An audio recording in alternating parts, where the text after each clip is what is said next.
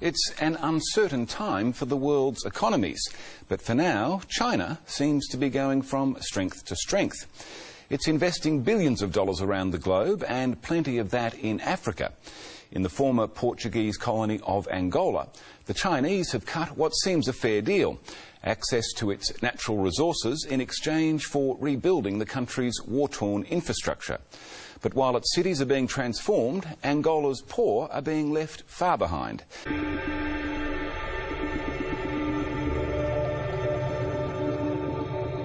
Africa has been a continent of colonization for centuries, beginning the 19th century with the English and the French imperialists. The drive for the invasion was purely to exhaust and capitalize the colonies of Africa and civilize them, as evidenced by the phrase, the white man's burden. China has no such compulsion or policy.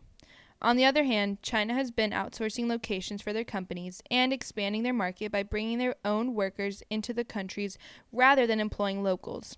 The Angolan private sector has also expressed its concerns about Chinese service sector firms not hiring Angolans and underbidding local competing firms. In an effort to ease their stresses, Beijing has unambiguously erased $10 billion in bilateral debts with many African countries. It has also provided academic scholarships for African students to seek higher education in Chinese universities and training centers, and has opened its borders to host hundreds of displaced African workers that have now joined the ranks of the low-cost labor force.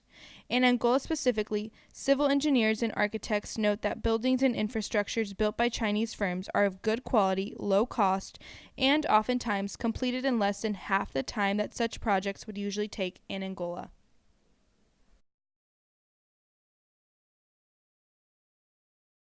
A proper definition of aid might help us better understand the question.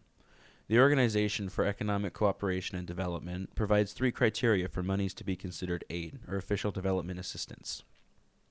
The first is that the money must be provided by official agencies, including state and local governments, or their executive agents.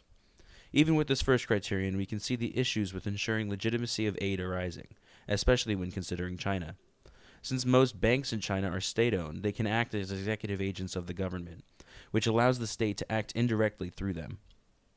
The second criteria states that aid must be administered with the promotion of the economic development and welfare of developing countries as its main objective. This criterion also does little to ensure the aid's legitimacy, as it is little more than a label, since the only way to truly ensure that the money goes to the right place is to track every dollar of a multi-billion-dollar package, something that most people have neither the resources or patience to do. So more often than not, the money offered in aid packages. As Deborah Brautigam points out in her book, The Dragon's Gift, The Real Story of China in Africa, while the majority of the world's poor live in Southeast Asia, Africa is home to most of the desperately poor, a large share of the bottom billion who have scant access to primary schools, clean water, sanitation, or opportunity. The last of the OECD's criteria for ODA states that aid must be concessional in character and convey a grant element of at least 25%. So as long as 25% of your package is in form of a grant, you say that the money will go to economic or infrastructure development, and you're an executive agent of the state, your package is good to go, and there is very little oversight other than that.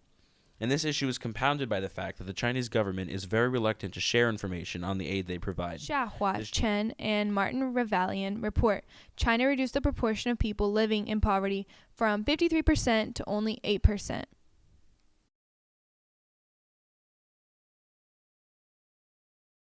In The Classical Utilitarian, John Stuart Mill quotes, "The management of purely local businesses by the localities and of the great enterprises of industry by the union of those who voluntarily supply the pecuniary means is further recommended by all the advantages which have been set forth in this essay as belonging to individuality of development and diversity of modes of action."